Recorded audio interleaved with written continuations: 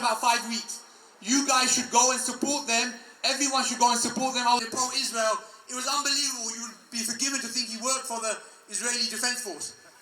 In Ian Duncan Smith is something as well. All of us have our voices, individually as well as collectively. We are doing the job collectively, but the MPs think they can get away with it. Each one of us has to make sure our voices are known to their elected representatives.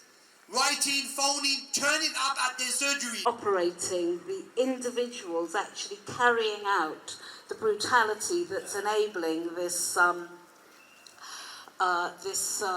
extended Zionist project, which, you know, from the river to the sea, as I've said before, that is the slogan of Zionism. Waltham Forest Muslim Parents Association. Ahmad. Assalamu alaikum wa rahmatullahi wa barakatuh. May Allah subhanahu wa ta'ala reward every single one of you of coming out here today to speak out against this genocide, to call for the end of occupation, and to call for the liberation of Palestine. May your voices go beyond just Walthamstow. May your voices resonate in the Muslim lands. May the people of Palestine, of Gaza, hear your voices. People look at us thousands of miles away from Gaza and they wonder, how can you continue this support? 2 months into this atrocity, you are still here. So let's remind them why this land is special to us. This land is special to us because this was the first Qibla of Islam, where the Prophet Muhammad sallallahu alayhi wasallam would pray towards. Is this true, brothers and sisters? This land is special to us. Why? Because Allah subhanahu wa ta'ala took his Nabi on the night journey from this land, where he led the Salah for all the Anbiya, where he was raised to the heavens on the night of Isra wal Miraj. Is this true, brothers and sisters? This land is special to us because the second Khalifa of Islam, Umar bin Khattab, he liberated this land for the Muslims. He implemented the deen of Allah. And for hundreds of years, people of all faiths lived side by side peacefully. Is this true, brothers and sisters? Our next speaker is Rabbi Beck, please. A warm welcome for Rabbi Beck, please. We're coming here, the Jewish rabbis, to show our support for the people of Gaza. We're coming to declare a free Palestine. Free Palestine. We're coming to declare very clearly that this rally, this demonstration is not in any way anti-Semitic. This rally is not in any way anti-Jewish.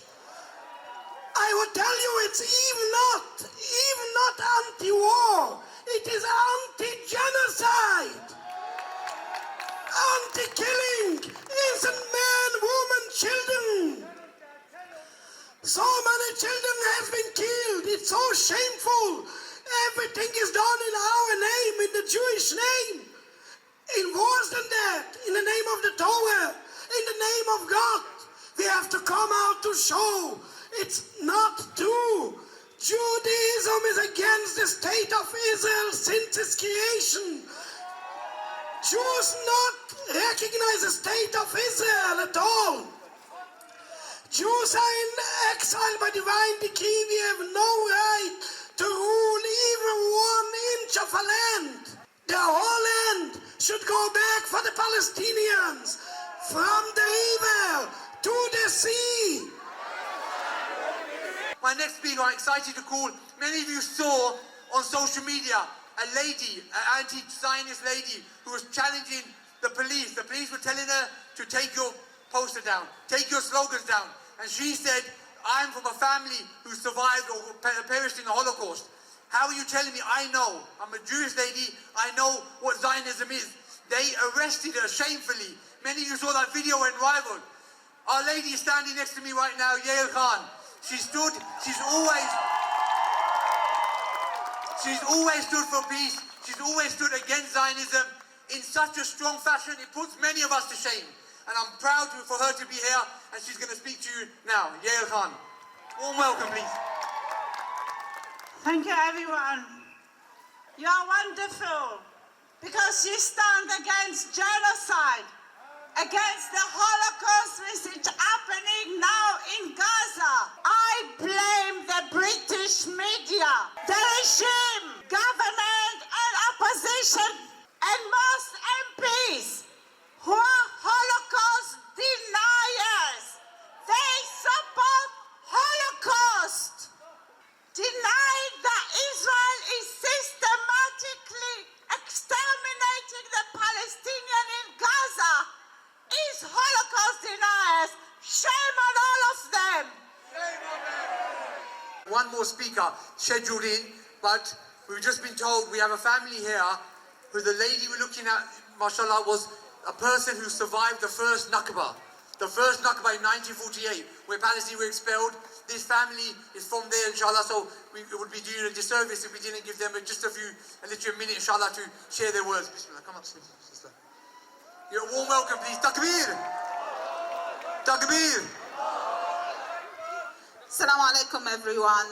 I'm going to talk on behalf of my mum, who is a Nakba survivor. She survived the first genocide while she was a child.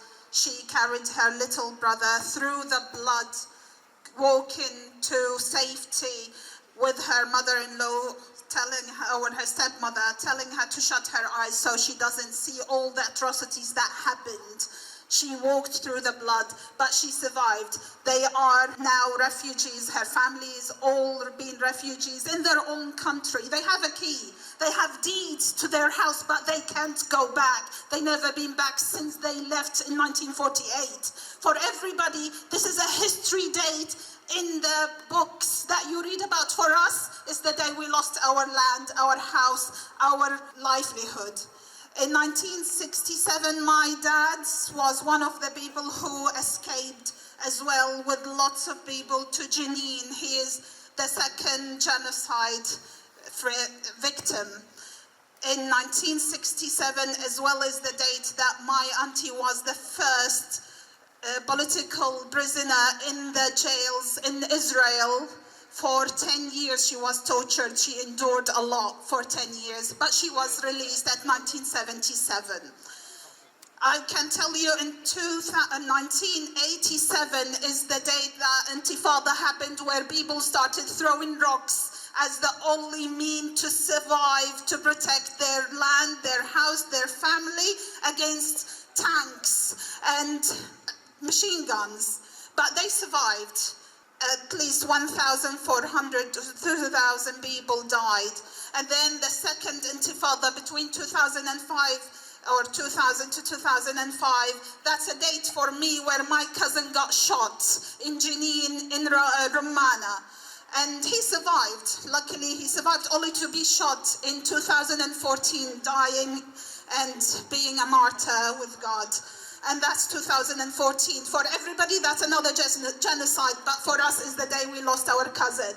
Again, in 2023, if we're gonna fast forward, 20,000 people died. Lots of friends of mine, my friend lost 19 of her family in one bomb. Lots of children, her brothers, her family all died. So when I stand, I'm gonna tell you, just please pray for us and free Palestine.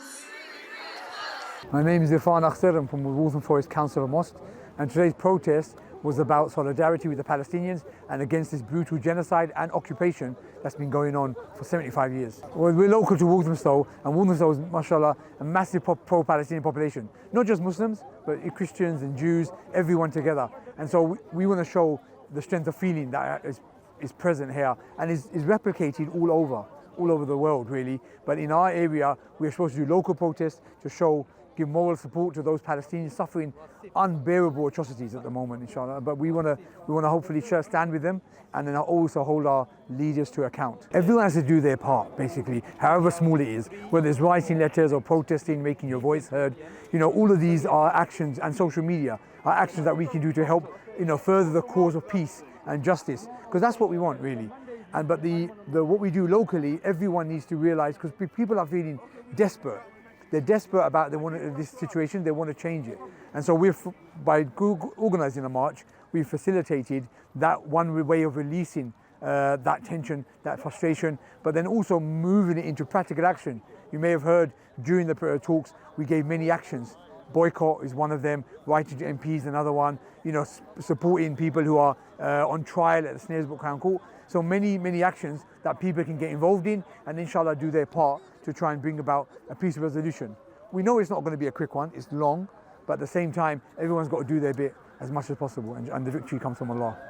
Massively. So we've changed, the local council all voted unanimously for ceasefire.